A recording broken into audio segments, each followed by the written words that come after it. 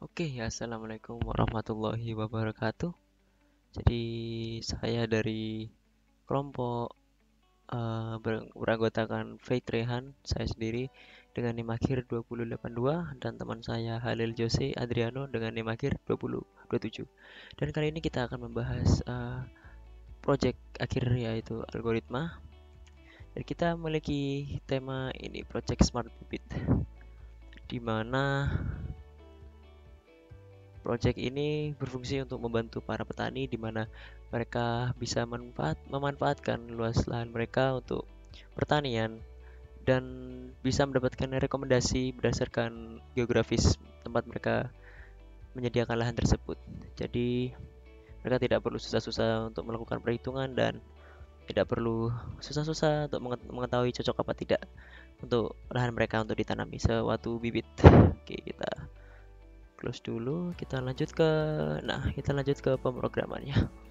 Jadi saya akan menjelaskan untuk bagian pertama yaitu login atau ya yang jelas pembukaan. Jadi seperti biasa kita mengeprint ini, jadi kita di play. Nah, Smart Bibit dan home. Kenapa saya pilih home? Karena ini sebagai homepage. Nah, saya print lagi sebuah inputan yaitu masuk sebagai admin atau user. Nah, di sini harus sesuai dengan inputan ya. Admin berarti A-nya besar. Saya akan menjelaskan dari admin dulu. Jadi kita melakukan ini admin. Nah, di sini akan melakukan sebuah inputan lagi yaitu username dan password Anda yang sebagai admin, di mana kita melakukan sebuah pemanggilan data. Ini bukan pemanggilan rumit sih, cuman txt saja. Di sini kita bisa lihat password admin. Kita open ini txt-nya dan kita baca. Nah, di sini. Jadi ketika admin menginput passwordnya tidak sesuai, maka akan menghasilkan inputan seperti ini. Misalnya tidak sesuai. Nah, password Anda salah. Silakan coba lagi. Lah, kenapa kok bisa seperti ini? Karena ini. Jika kombinasi, jadi kombinasi ini data user admin yang ini ditambahkan dengan data ini. Nah, bila mereka digabungkan tidak sama dengan apa yang ada di sini. Nah, ini ada Faith Vagin sama Faithful sama satu itu username yang dipakai untuk login. Mereka akan mendapatkan sebuah output. Bentar ya. Nah, ini else-nya print password atau username salah. Ketika misal kita play lagi ya, admin. Misalnya sesuai tadi ya, yang di data hanya admin. Misalnya kita pakai satu-satu biar cepat. Satu dan satu. Oh, salah. Sorry. Admin satu dan satu. Nah, berhasil. Kenapa berhasil? Karena ini dikombinasi password terdapat di dalam sini. Seperti itu. Jadi, kenapa di sini tidak ada daftar admin karena lebih baik tidak bisa mendaftarkan admin. Jadi admin akan disediakan sendiri, tidak melewati ini karena admin sangat krusial bagi suatu sistem. Oke, kita lanjut ke seterusnya. Ini kita ada def sebagai library di Python sendiri untuk memanggil suatu uh, data. Nah, yang pertama ini saya meletakkan sebuah pilihan untuk admin, yaitu yang pertama view data untuk melihat data dan delete data untuk ya jelas menghapus data dan update transaksi atau update data karena nanti penambahan datanya atau create datanya itu berupa transaksi di terakhirnya. Dan 4 untuk tutup.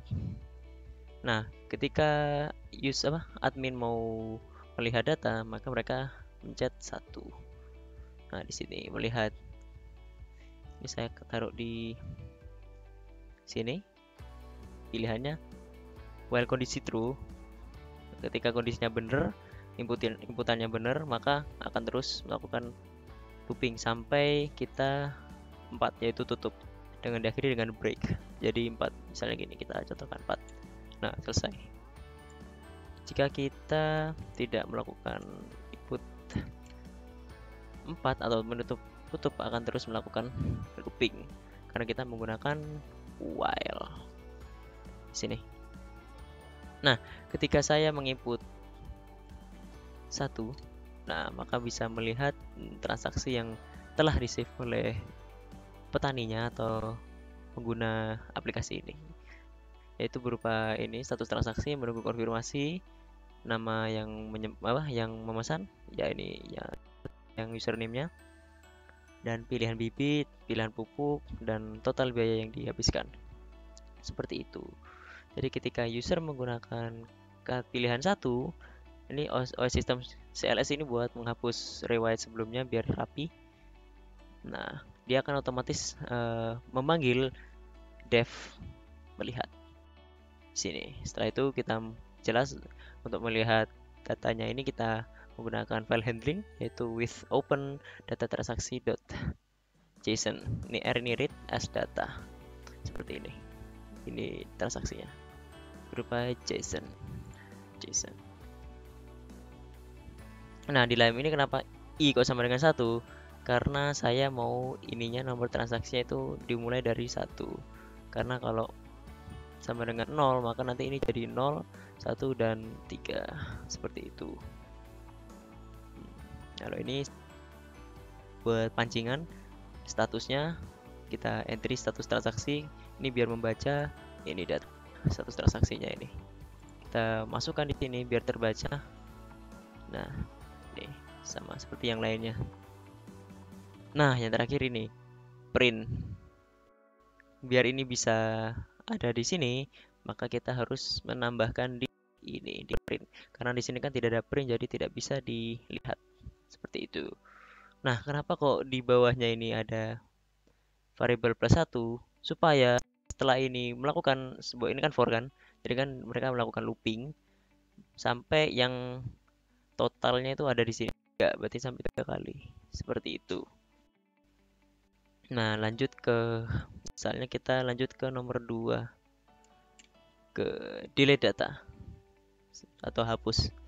Sama seperti itu, kita kembali ke bawah. Pilihannya sama dengan 2. OS sistem CLS yang menghapus yang tadi. Nah, seperti kita lihat enggak ada apa-apa. Terus akan memanggil dev hapus seperti ini. Hapus data, lihat. Kenapa kok ada lihat lagi? Supaya kita bisa melihat apa data mana yang kita mau hapus, seperti itu. Nah, ini new data kosong karena kenapa kayak saya kosongin, karena kita mau mendelete. Jadi ketika kita memilih suatu ini transaksi nomor berapa, maka akan diganti oleh data yang berupa list kosong. Jadi bisa mengisi lah istilahnya. Soalnya kalau ada isinya ya tidak bisa dihapus, seperti itu. Ini print, silahkan mana yang ingin dihapus. Misalnya saya hapus nomor nomor 3. Nah, dia otomatis sudah akan melakukan penghapusan. Kita bisa lihat di datanya. Tadi kan ada 3, sisa 2. Nah, mana tadi? Nah, kenapa kok tidak bisa dilihat? Karena kita harus melihat view data lagi. Kita akan klik 1 lagi. Nah, sisa 2 seperti. Nah, ini delete. Saya buat delete sama dengan variable input di nomor transaksi 1 sampai panjang data. Kenapa saya menggunakan panjang data? Karena saya ingin ingin admin bisa mengetahui mana yang mau dihapus. Jadi kayak tadi misalnya kita delete data. Nah, tuh nomor transaksi berapa sampai berapa, seperti itu. Soalnya kalau nggak ada ini, kita tidak bisa ada patokan lah untuk menghapus, seperti itu. Dan yang jelas i-nya tetap 1 supaya ini menjadi 1, tidak 0. Karena indeks dimulai dari 0. Oke, kita create lagi. Maaf, kita admin lagi satu-satu. Oke, dan selanjutnya ini seperti biasa akan melakukan sampai kita benar-benar habis kalau mau dihabiskan, seperti itu. Terus yang ketiga adalah update transaksi. Misalnya ini. Nah, ini yang sepertinya lebih menarik. Kenapa? Karena saya di sini membuat list kosong lagi seperti biasa, tetapi di akhirnya kita akan melakukan entry lagi dengan data yang baru, menggantikan data yang telah dihapus, seperti itu. Nah, ini satu ya seperti biasa, seperti di atas kita ingin melihat mau apa. Cuman di sini ada penambahan, yaitu ini kita status sama dengan input masukkan update. Jadi status ini akan otomatis mengupdate ini status transaksinya karena kita variabel di sini status transaksi. Karena kalau tidak sesuai tidak bisa terpanggil seperti ini. Karena saya ingin mengupdate cuman status transaksi, misalnya ini ya, kita contohin lagi. Confirm. Ini ya, satu. Nah, kita udah memilih transaksi nomor satu dan status transaksi menunggu konfirmasi kembali karena kita yang membaca di data nomor satu seperti itu. Nah, ini berupa ini. Yang pertama, jadi status terkini itu sebelum diupdate. Jadi kita bisa kan update misalnya dikirim. Nah, setelah itu akan lanjut di data-data selanjutnya kayak username, luas lahan, bibit dan pupuk seperti ini. Nah, setelah itu saya menambahkan di akhir yaitu masukkan total biaya. Kita lagi mengupdate misalnya saya tambahin 11 juta. Nah, saya diskon lah 10 juta. 00 seperti itu. Ketika saya klik kita view lagi. Nah, berubah. Jadi dia mau berusaha apa? Sistem ini untuk mengupdate gitu. Seperti itu. Nah, ini. Nah, kenapa kok tiba-tiba bisa dimasukkan di situ? Karena kita menggunakan ini di terakhir new data. Ini kita kan kosong pertama kan. Terus kita isi. Nah, mau input apa aja? Tuh. Kita new data.append ya. Seperti biasa append kan berfungsi untuk menambahkan data. Ini ada status transaksi, status pertamanya kan masih biasa karena diupdate, otomatis akan diupdate. Nah, nama user sama dengan user. Tidak berubah karena saya tidak mau merubah user tersebut. Jika saya ingin merubah user tersebut, saya bisa melakukan ini. Input masuk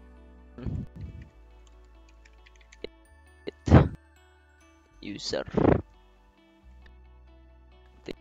Misalnya saya save. Kita jalankan lagi. Ntar kita tutup dulu. Admin. Sorry. Username. Kita mau update transaksi.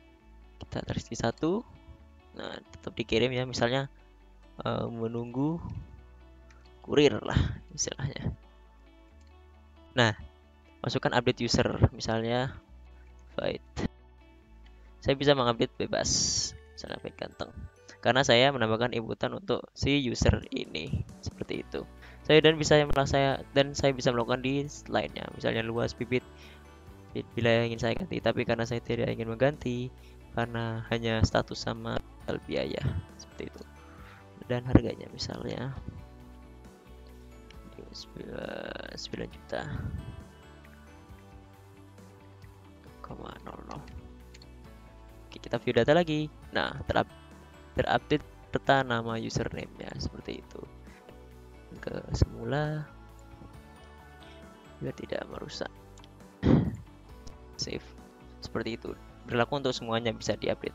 Dan kalau ingin menambahkan variabel bisa, cuman nanti akan di bawah sini ya oleh teman saya. Dan mungkin cukup min. Jadi kita bisa lihat, nah ini. Oke. Nah, I+2. Seperti itu. Sorry, I+1. Karena ingin menambahkan seperti itu. Kita tutup ya, ini kelihatan. Bila pilihannya 4 ya break. Seperti itu. Oke, kita lanjut ke bagian user. Nah, kita buka di bagian user. Permisi sebentar. Jika proses ini admin sudah selesai, kita balik ke user. Nah, kita input sebagai user, jadi menggunakan if home, inputan yang pertama sama dengan ini sebagai inputan user. Misalnya kita mau login, loginnya menggunakan huruf kecil. Kenapa kok gitu? Takutnya bisa dikenakan oleh robot seperti itu. Jadi kalau kita bedakan L-nya besar, L-nya kecil, jadi mempersulit robot login. Nah, untuk username, karena saya ada di sini banyak, misalnya kita menggunakan yang satu-satu ya, seperti biasa. Satu, satu. Nah, karena dia betul, maka akan lanjut. Ini seperti biasa ya kayak tadi, sama sistemnya. Tidak jauh ya. Yaitu ada sistem daftar seperti itu. Nah, setelah misalnya kalau login ya, kan selesai, bisa masuk. Dia akan lanjut langsung ke ini. Ke inputan bahwa user siap untuk mengakses atau menginput luas lahan mereka. Dalam artian petani gitu. Tapi kita akan dilanjutkan oleh teman saya. Jadi kita stop dulu. Sorry. Nah, kita bahas di yang user. Nah, misalnya login kayak tadi, seperti biasa, sini ya. Terus kita misalnya mau daftar gitu, bisa kita tinggal masukkan misalnya Jokowi ganteng gitu. Nah, berhasil, silakan login kembali. Nah, akan save di sini seperti itu. Kita clear, kita play lagi. Misal ini user ya, login. Terus misalnya masukkan random. Nah, maka password akan atau username salah karena kita menggunakan inputan di bawah, ngeprint password atau salah seperti itu. Membutuhkan kombinasi data user sama data yang ada di ini file .id dan password seperti itu. Kita clear lagi. Oke, mungkin sampai di sini untuk fitur login dan user dalam aplikasi ini, dan selanjutnya akan dijelaskan saya setelah dia berhasil melakukan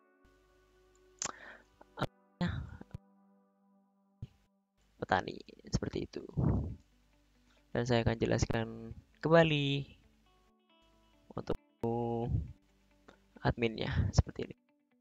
Pilihan hapus, edit transaksi ya seperti biasa. Panjang data itu. Nah, kenapa di sini kok saya tidak menyediakan untuk menambahkan data admin? Karena yang menambahkan data adalah user atau petani.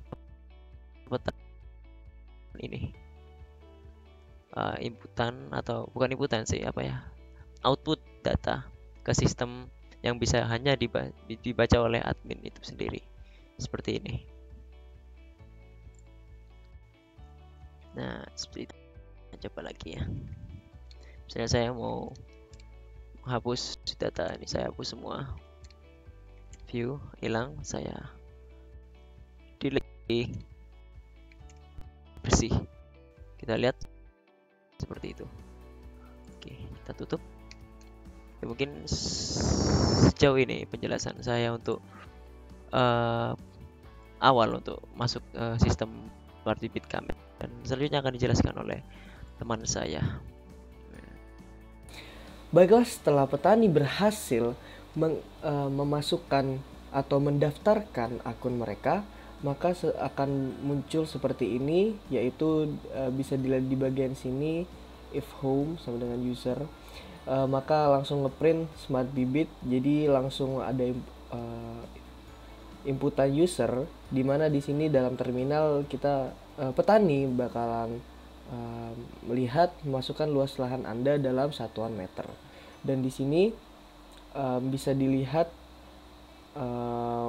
untuk mengetahui bibit apa saja dan juga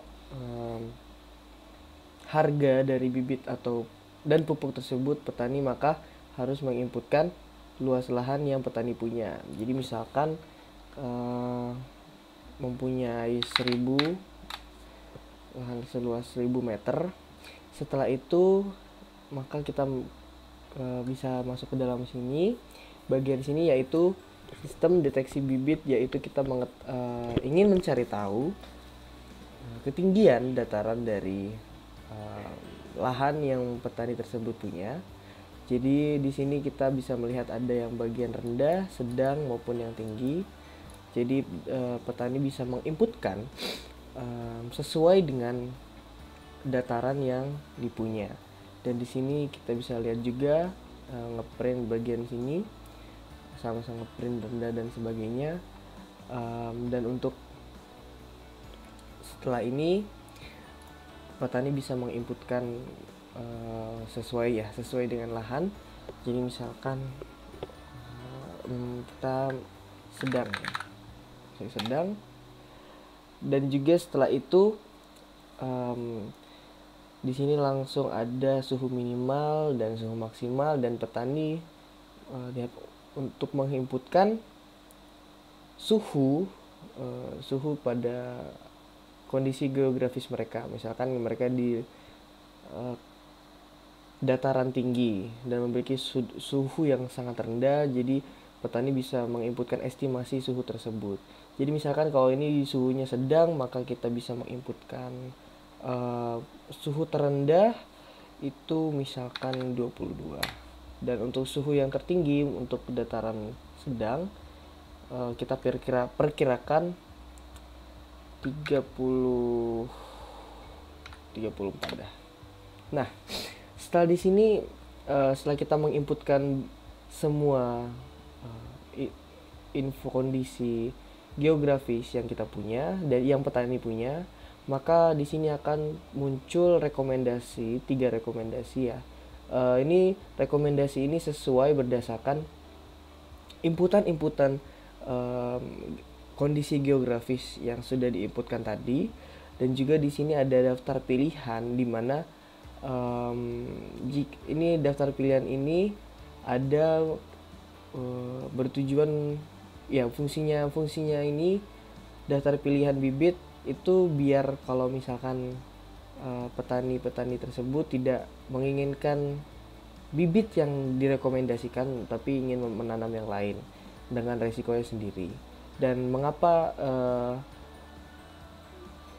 kenapa di sini rekomendasinya padi dan kedelai dan ubi kayu dan juga sebagainya, kenapa tidak kacang tanah dan lain-lainnya? Karena di sini kita sudah membuat sebuah kondisi di mana untuk suhu yang terendah kurang atau lebih dari sama dengan 20, dan juga suhu tertinggi kurang dari 35, dan juga ketinggian itu rendah atau ketinggian itu sedang atau ketinggian itu tinggi, maka di sini bakalan keluarnya padi ini ya. Karena ini juga sesuai dengan data penelitian yang kami research ya, sesuai dengan kami teliti.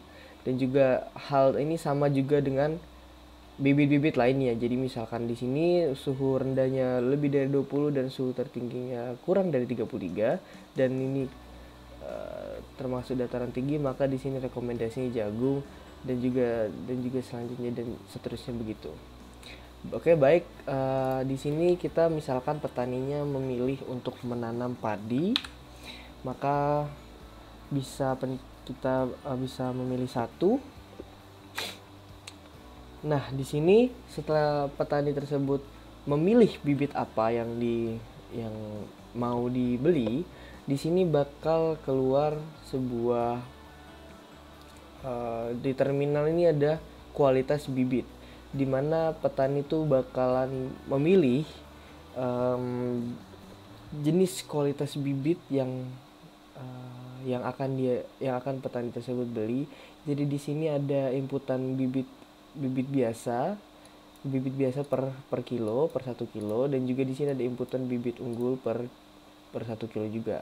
Nah, dan di sini juga sudah ada inputan harga dan juga harga dari masing-masing bibit itu berbeda. Mengapa? Karena memang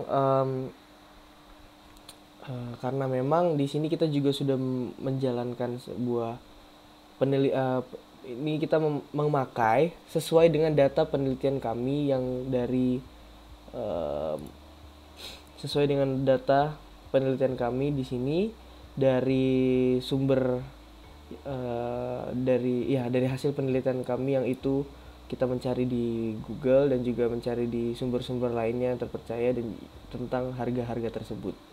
Jadi memang untuk masing-masing harga memang berbeda setiap bibitnya. Baik, setelah kita mengetahui um, kita mengetahui berbagai macam harga dari setiap bibit, di sini kita akan membahas tentang perhitungan harga bibit. Jadi untuk itu di bagian sini kita bisa melihat um, dalam bagian sini bahwa jadi kita untuk perhitungan harga bibit itu kita memakai sistem luas lahan yang telah diinput itu dibagi dengan luas tanah per bibitnya. Jadi misalkan kalau bibit padi membutuhkan 15 kali 15 cm untuk bisa ditanam, itu maka dibagi dengan yang luas lahan tadi. Setelah itu bakalan dibagi dengan jumlah bibit per kilogramnya. Kemudian setelah hasil tersebut didapatkan maka setelah itu dikali dengan harga bibit per kilogramnya. Jadi seperti itu. Dan ini di sini untuk ini sama semua ya, dari padi, pupuk dan juga seterusnya ini menggunakan cara perhitungan yang sama. Setelah itu kita misalkan kalau misalkan di sini di bagian terminal petani misalkan mau yang unggul. Oke, setelah memilih unggul maka langsung terus ke bagian pupuknya. Dan di sini juga petani bakalan memilih yang pupuk biasa ataupun pupuk yang unggul. Dan yang untuk harga pupuk itu memang sudah fix karena memang memakai sebagian besar memakai pupuk yang sama. Jadi di sini ada juga sistem inputannya juga di bagian sini kualitas pupuk. Dan di kualitas pupuk di sini kita juga bakalan menginputkan dari jumlah dari bibit yang sudah dibeli tadi dan juga dengan pupuk ini. Jadi jika sudah selesai nih petani bakalan masuk ke total biaya.